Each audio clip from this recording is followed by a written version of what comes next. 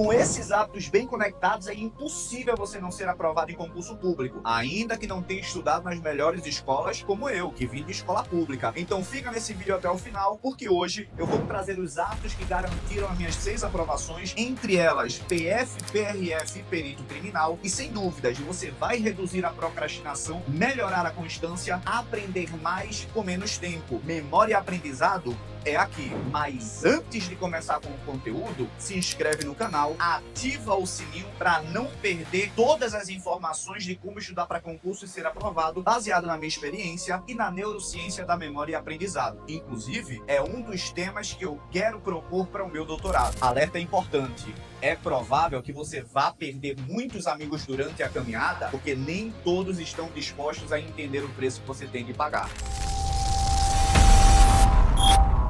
É importante que você entenda que todas as informações que eu vou passar aqui, eu me utilizo, assim como me utilizei durante os estudos para concurso, e passo para os meus alunos que já obtiveram muitas aprovações. E o mais importante, além da experiência, tudo conectado com o que há de mais atualizado com a neurociência da memória e aprendizado. Então, já vou começar aqui com o primeiro hábito que você tem de marcar muito bem, é o planejamento e estabelecimento aí em relação a metas claras e específicas. Por quê? Você tem de entender que o cérebro, ele gosta dessa previsibilidade. Então, as metas que você tem de colocar, elas têm de ser factíveis, né, plausíveis, sem ser essa loucura aí que normalmente a galera coloca. Porra, vamos entender, quando você vai entrar numa academia, você até gostaria de pegar 100 no supino reto. Sim ou não? É supino reto, não é subindo reto.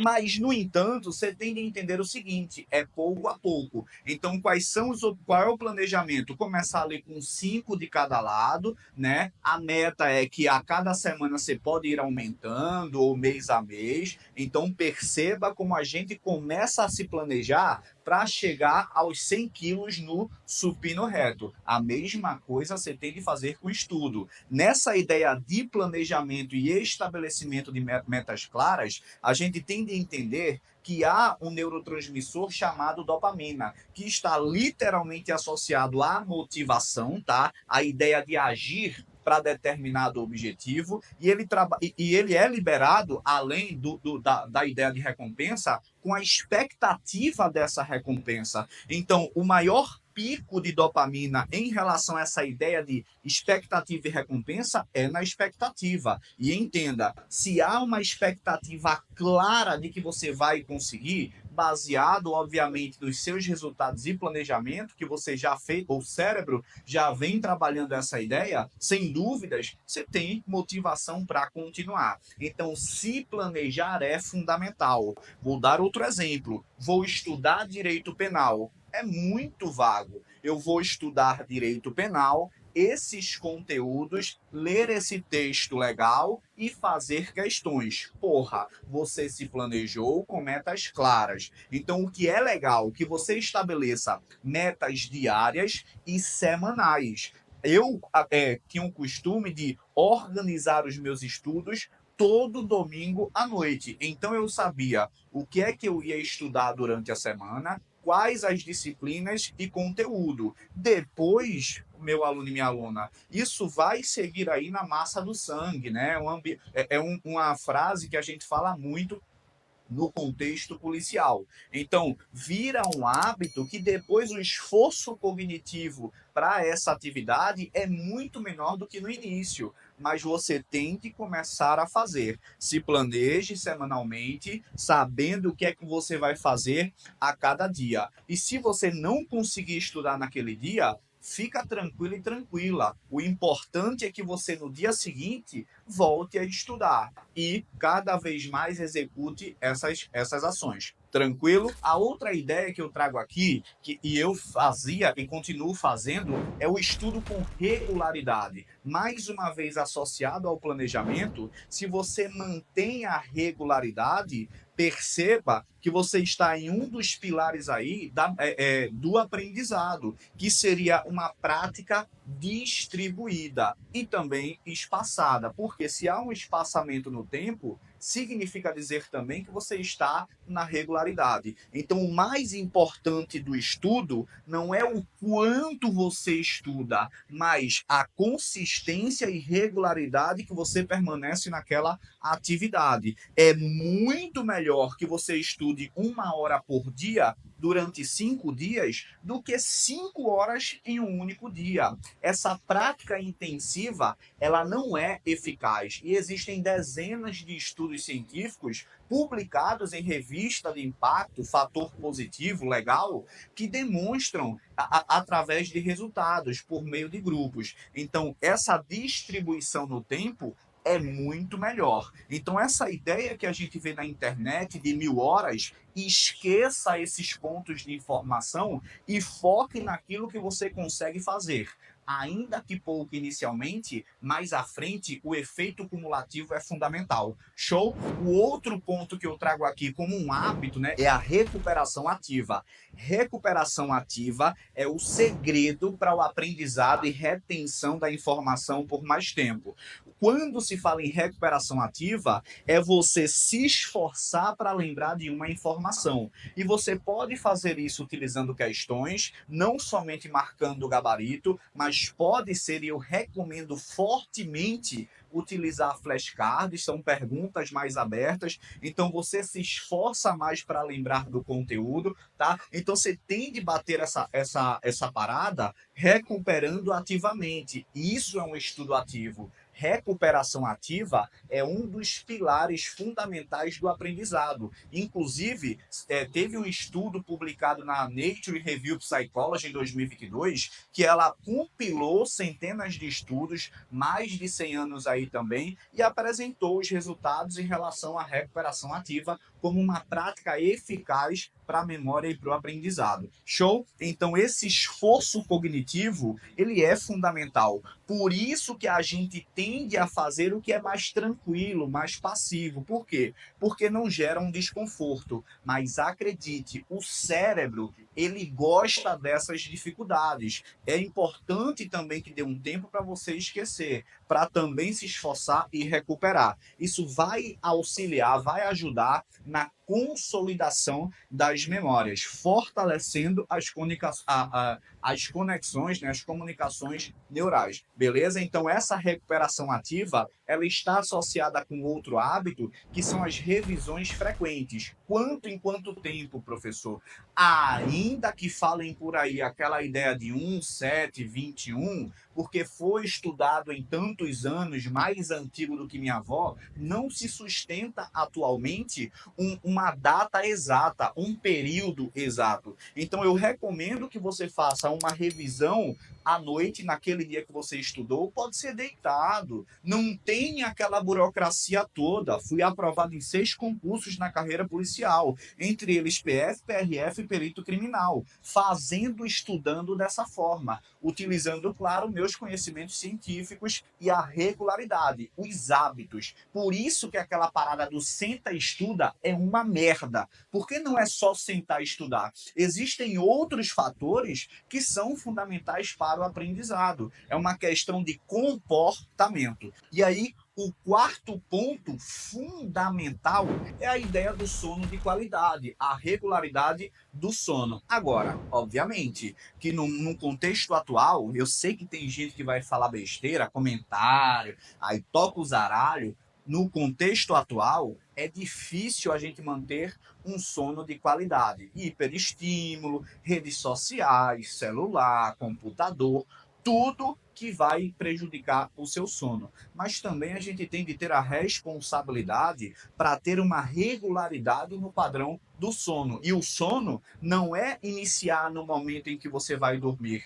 Quando você acorda, você já tem de começar com comportamentos que vão te auxiliar ao longo do dia. Então, quando você for dormir, por exemplo, sem dúvidas, há uma pressão do sono, né, que é uma questão fisiológica promovida pela adenosina, mas também há a questão do ciclo circadiano. Agora, não consigo porque eu trabalho, papapá. Você acha que eu já vim de patrão aqui? Meu irmão, minha mãe era beneficiária do Bolsa Família, minha avó pegava fruta e verdura caia do caminhão, estudava, sem dúvidas, a escola pública, fiz Universidade Federal sim, fiz mestrado, querendo ingressar no doutorado agora, mas sempre primei aqui, sempre fui atrás de manter uma regularidade do meu sono. Sou perfeito? Não, eu cago bastante nessa parada, mas quando eu tenho de manter, sem dúvidas, eu vou manter. Então já deixe o celular 1 hora antes, 30 minutos antes de dormir, porque isso vai prejudicar o seu sono. Qualquer estímulo que seja à noite, joga de lado. Quando você for se deitar, se deite sem o celular, sem qualquer estímulo, feche seus olhos e comece a fazer uma revisão mental. Isso vai te ajudar, inclusive, em um dos pilares do hábito que eu estou trazendo aqui para você, recuperação ativa, que vai promover uma consolidação da memória muito legal em relação sistêmica. E o sono, ele não tem só uma função de inatividade. Nos últimos 30 anos, as pesquisas e resultados que saíram em relação ao sono, sem dúvidas, foram fundamentais.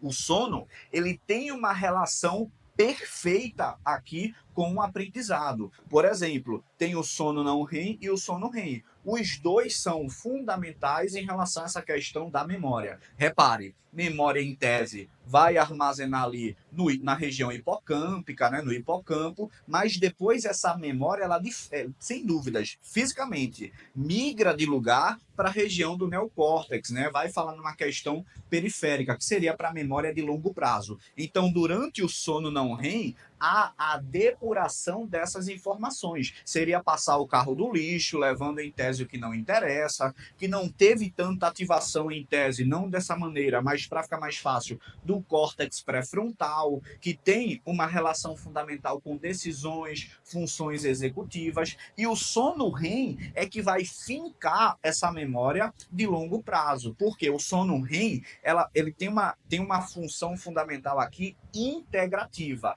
Então há uma depuração e depois tem o quê? A integração. Por isso que o sono é fundamental para o seu aprendizado. É só observar. Muitas vezes você estudou naquele dia, não conseguiu desenvolver o conteúdo, não conseguiu aprender, dormiu bem, no dia seguinte, do nada, você aprendeu. É a consolidação da memória, é a reorganização das informações que vão aguçar a sua capacidade criativa e de raciocínio também. Então é fundamental que você mantenha esses padrões em relação aos hábitos. Não é fácil, sem dúvidas, mas você tem também de ter uma força de vontade e, claro, tem de executar. É diário, sem dúvidas. Se você quer ser aprovado, logo, se você quer conquistar a sua aprovação num cargo de altíssimo nível, então siga esses padrões, sem dúvidas. Tudo baseado em neurociência, com resultados concretos,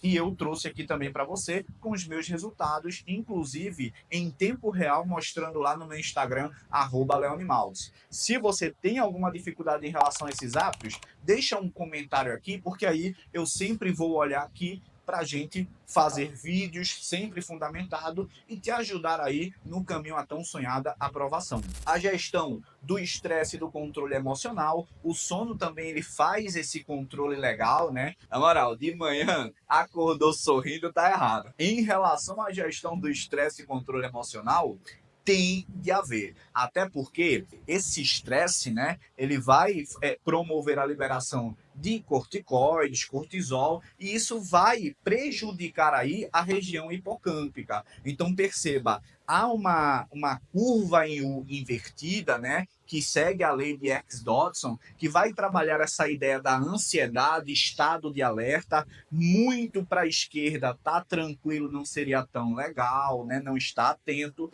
Então é importante que você esteja no meio. Tanto que, se você estiver muito para lá da curva, no estresse, na ansiedade, é comum que dê aquele famoso branco. O famoso branco é um mecanismo neurobiológico que vai refletir nesse contexto. Você está tão estressado, tão ansioso, que há aquela liberação de corticoides que vai se ligar ali em determinados receptores do hipocampo. Então dá aquela travada. Obviamente, não aprofundo, trago aqui alguns termos para você só ficar ciente de que existe, que não é conversa fiada, beleza? O ambiente de estudo livre de distrações também, celular hoje, não há dúvidas, é um grande problema, inclusive é o que vem trazendo uma desregulação e a gente acaba tendo ansiedades, porra, muita gente depressiva ou com quadros depressivos, não só é a questão do celular, mas do hiperestímulo e das comparações inconscientes que a gente vem fazendo.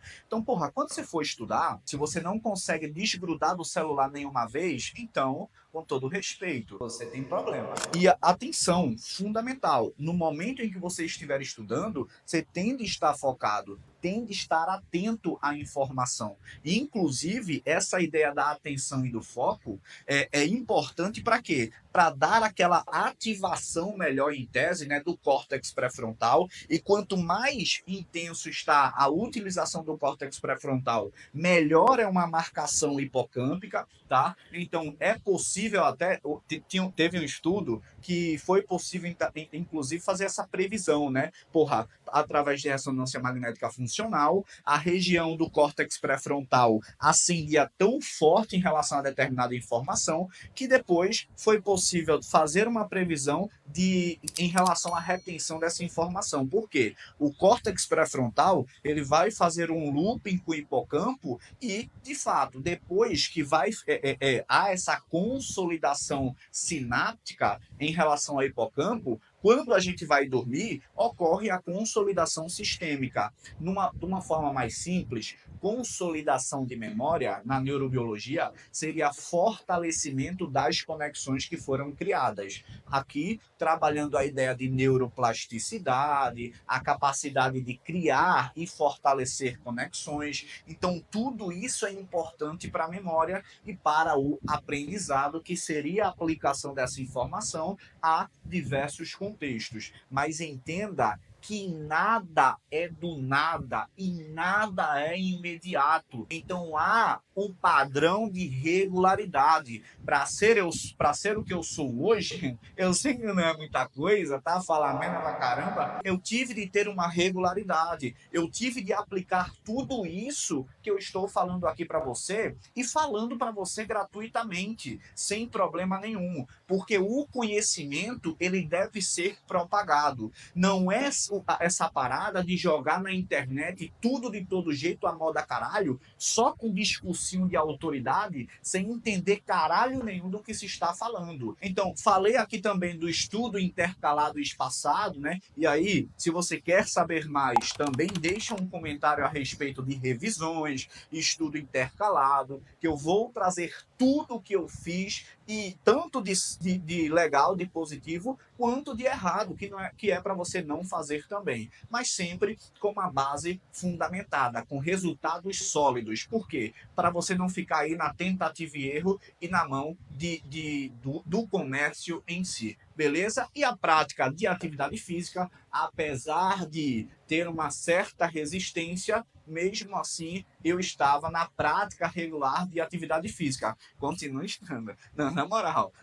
Olha o pai aqui. Na moral, a prática de atividade física, ela vai te ajudar tanto em relação ao humor, tanto em relação à própria concentração. Por quê? Porque começa a liberar ali, estimula a produção de dopamina, serotonina, então seu humor vai ficar melhor, noradrenalina, vai auxiliar também na concentração, fluxo sanguíneo, tem também a questão da estimulação de irisina, né, que é um neuroprotetor, então vai proteger em tese aí, digamos, neurônios, que são os que armazenam informações, por exemplo, só para você entender melhor. Então, quando se fala aqui desse fator neurotrófico derivado do cérebro, que é esse BDNF, você tem de entender que ele vai auxiliar, sem dúvidas, nessa questão da memorização e é um fator que também é estimulado e produzido em relação a essa questão de regularidade na atividade física, tá? Qualquer dúvida, @leonimaltz é o meu Instagram. Conte comigo, tamo junto, deixa seu like aqui e compartilha esse vídeo para chegar ao maior número de pessoas e fortalecer a comunidade.